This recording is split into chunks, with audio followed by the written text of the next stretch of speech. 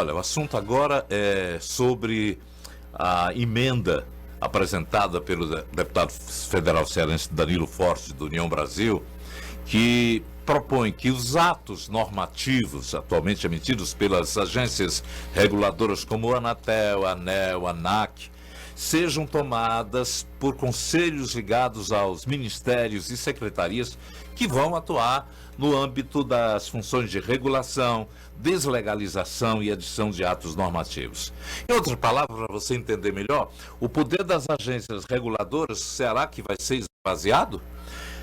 Para esclarecer tudo isso, está conosco o deputado Danilo Forte. Bom dia, deputado.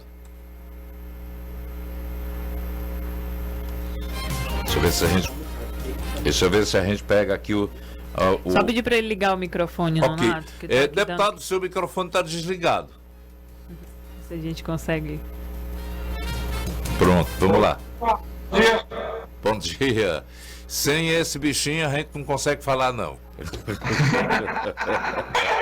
É porque eu estou no computador que não é o meu. Tá bom. Identificando onde é que estava o microfone. Desculpa.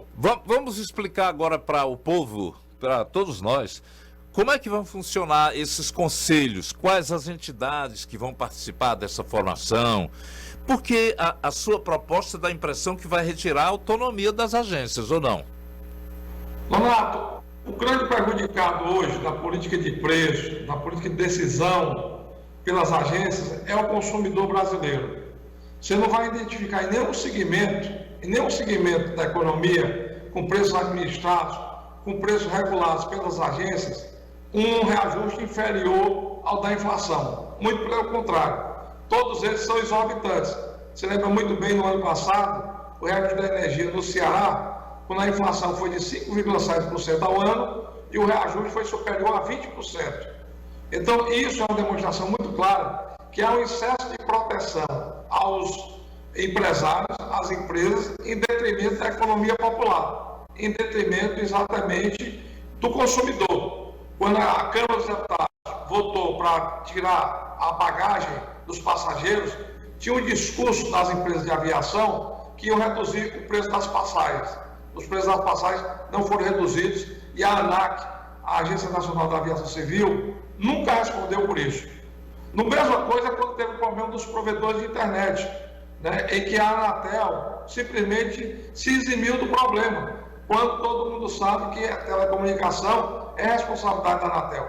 E foi preciso uma provocação nossa para evitar que os postos usados pelos provedores aumentassem aqui no Ceará de R$ 3,60 para algo em torno de R$ 70 por cada poste, o que ia inviabilizar a internet, principalmente nos bairros periféricos de Fortaleza e no interior do estado. Então, todas essas medidas, muitas vezes, são tomadas de forma aleatória e até autoritária, como a mudança da cobrança da transmissão de energia do Nordeste para o centro-sul do país. Hoje o Ceará, o Piauí, o Rio Grande do Norte, a Bahia, tem excedente de geração de energia limpa, energia do sol e do vento. E a gente precisa jogar essa energia no centro consumidor, que está no centro-sul do país. E a ANEEL simplesmente mudou a forma de cobrar a transmissão sem dar nenhuma satisfação para os geradores. Tanto é que aqui no Ceará, de 25 empreendimentos que estão sendo implantados, 19 suspenderam a implantação por causa dessa insegurança jurídica gerada pela agência de energia. Então, é necessário que essas agências também tenham um conselho fiscal. Da mesma forma que a Justiça tem o Conselho Nacional de Justiça, o Ministério Público tem o Conselho Nacional do Ministério Público, o Poder Executivo tem os Tribunais de Contas, todos os órgãos do setor público têm que ter uma fiscalização. A essência do serviço público é transparência e fiscalização, para, inclusive, fazer com que as medidas que sejam tomadas possam defender a população e não os interesses de alguns diretores indicados tecnicamente ou politicamente para esses cargos. Então, o que a minha emenda propõe é apenas e simplesmente criar um conselho fiscal. Nós não estamos tirando a autonomia das agências, nós não estamos impondo nenhuma política pública às agências, nós não estamos cerceando o trabalho das agências.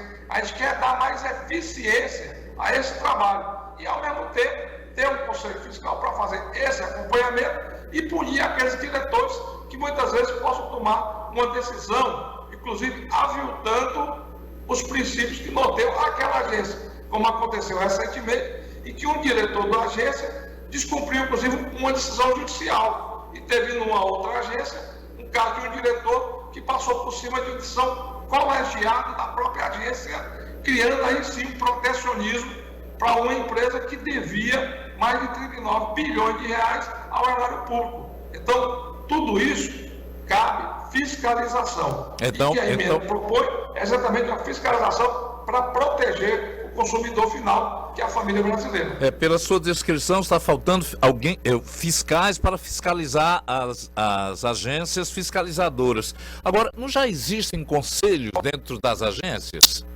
Não.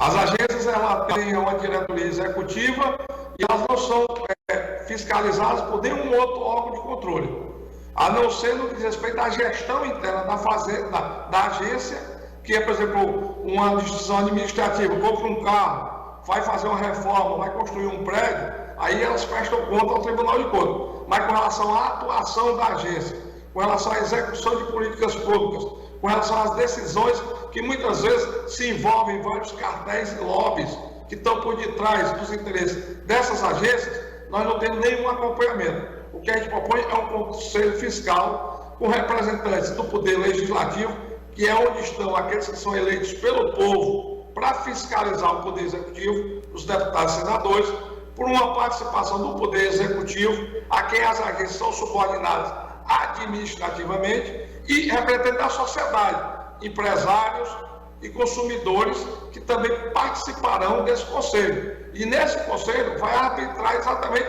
o acompanhamento do comportamento dos diretores e da direção da agência com relação à execução das políticas públicas. Se o Congresso Nacional toma uma decisão com relação a não cobrar a energia elétrica da transmissão do fio, que foi o que nós votamos, inclusive na minha lei, na Lei 194, que baixou o preço da gasolina, que baixou o preço da energia, né, a agência tem que punir aquelas distribuidoras que estão vendendo a energia com bitributação. Isso é muito claro. Então, o que não pode é a agência proteger uns e ser muito austera com outros. Realmente é compreensível esse lado que está sendo proposto. Agora, como era de se esperar, surgem críticas. 9 associações que representam uma série de empresas de diversos setores de economia estão criticando essa possibilidade de mudança por tirar a autonomia de agências reguladoras. Os integrantes consideram isso um retrocesso institucional e, por isso, eles não têm apoio de setores regulados. Vou citar aqui: associações representam empresas de rodovias, aeroportos, portos, ferrovias, telecomunicações e saneamento. São os críticos da proposta. Qual a resposta que o senhor dá para esse pessoal? Você já respondeu, com a sua voz de viludo que você tem. São as empresas. Está aí, a Associação das Empresas. Por quê? Porque as agências estão protegendo as empresas, não estão protegendo o consumidor. Então é o seguinte: o que a gente quer é proteger o consumidor. O que a gente quer é garantir que não tenha aumentos abusivos dos preços regulados. O que a gente quer é a eficiência dessas distribuidoras, por exemplo, no caso do Ceará, está aí a Enel. Todo mundo, de Penaforte até o Icapuí, de Alto Santo até a Ibiapaba, todo mundo reclama da Enel no Ceará. E está aí a Enel agora sendo vendida por mais de 20 bilhões de reais, tentando prorrogar um contrato. E quem é que vai regular em função disso?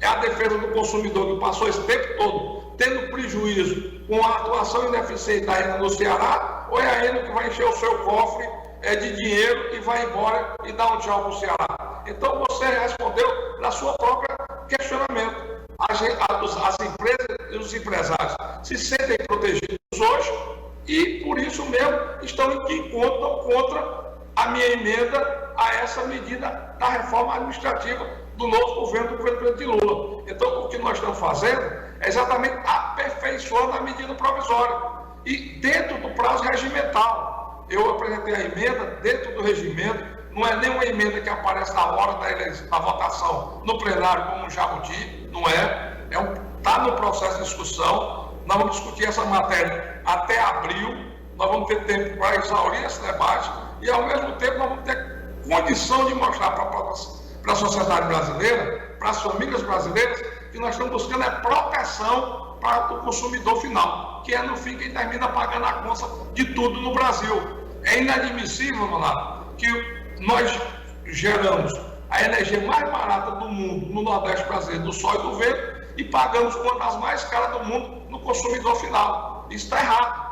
Então, para brecar isso, é exatamente fazendo com que os órgãos que têm que fiscalizar possam acompanhar e possam garantir, inclusive, o direito àquela lei que a gente conseguiu uma vitória muito grande, que foi reduzir os impostos. Pela primeira vez na história do Brasil, nós tivemos uma lei para reduzir impostos, que foi a lei de minha autoria, do deputado Danilo Forte, que reduziu o imposto da gasolina, dos combustíveis, da energia e da telecomunicação. E a gente viu a dificuldade que foi as agências imporem essa lei, fazer com que as concessionárias, as distribuidoras, pudessem, inclusive, reduzir esses preços. Eu sei que eu vivi isso. Eu vivi a dificuldade que é muito difícil você baixar preço, baixar imposto, defender o consumidor do Brasil.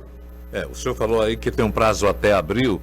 É só para lembrar aqui aos nossos ouvintes internautas que uma medida provisória vigora por 60 dias, prorrogáveis por mais 60, e depois disso não tiver sido votada nas duas casas, Câmara e Senado, ela caduca, ou seja, perde a validade. Há, nesse sentido, há o apoio de colegas seus lá do Parlamento? A receptividade é muito boa, porque inclusive valoriza o processo legislativo. Não adianta o Poder Legislativo votar uma lei e simplesmente as agências ignorarem. Nós temos que acabar com essa cultura no Brasil que tem lei que pega e tem lei que não pega. Nessa nossa lei da redução dos impostos, 11 governos estaduais, inclusive o do Ceará, eu estou com uma ação no Supremo contra a minha lei. E eu fui lá defender a lei do ponto de vista constitucional e do ponto de vista econômico. E nós tivemos a grata surpresa de mostrar que o Brasil tem condições de baixar imposto, porque aí aumenta o consumo. Aumentando o consumo, as pessoas vivem melhor. O que a gente quer é que sobe um dinheirinho no bolso do trabalhador, do dono de casa, principalmente da classe média, que é muito sacrificada e não tem para quem repassar os preços, porque na sua grande maioria é assalariada, e que possa, com isso, ter um ganho.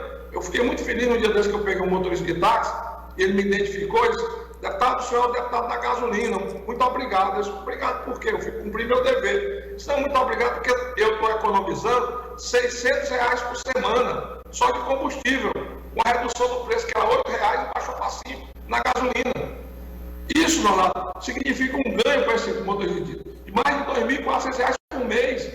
Isso é mais dinheiro para a família dele. Aí ele vai ter condição de fazer um tratamento dentário, vai ter condição de botar o menino numa escola melhor, vai ter condição de viver melhor. O Brasil precisa entender isso.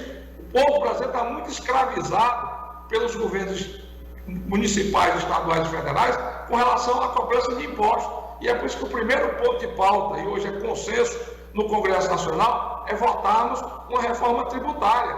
O Brasil tem que diminuir o imposto para aumentar a sua economia. E a economia crescendo, os estados e o governo federal voltam a arrecadar mais no volume das vendas dos produtos e do consumo. Ok. Danilo, só mais uma pergunta aqui para a gente encerrar.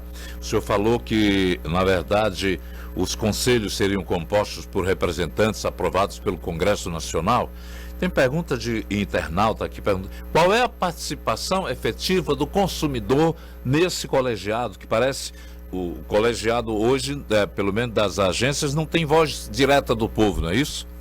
Exatamente. Geralmente são tecnocratas indicados pelas empresas, né, que vão ao Senado e são aprovados no Senado. O que é que nós estamos fazendo? Nós estamos criando um conselho aberto para a sociedade, que a comissão permanente de cada tema, por exemplo, no que diz respeito à energia, a Comissão de Minas e Energia da Câmara dos Deputados vai indicar alguns nomes para representar no Conselho. A Comissão de Minas e Energia do Senado também terá representação do Legislativo, terá representação do Poder Executivo, o Ministério de Minas e Energia vai indicar seu representante e teremos a participação também da sociedade.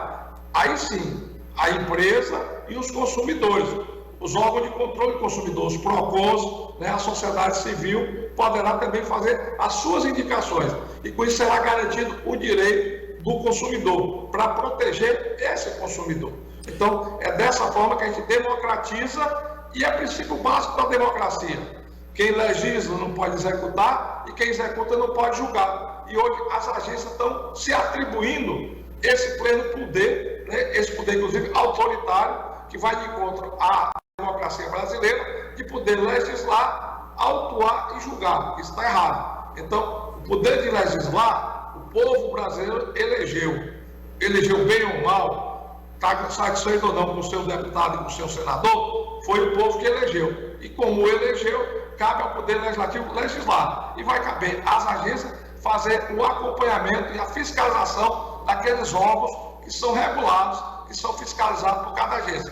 E teremos um conselho fiscal para poder fazer o acompanhamento do comportamento da diretoria e dos diretores de cada agência, coisa que não existe no Brasil de hoje. Obrigado, deputado federal Danilo Forte, do União Brasil, dando explicações aqui sobre a proposta, criando atos normativos para as agências, para regular as reguladoras. Pronto, isso aí já diz realmente. Um abraço, muito obrigado, deputado. Obrigado.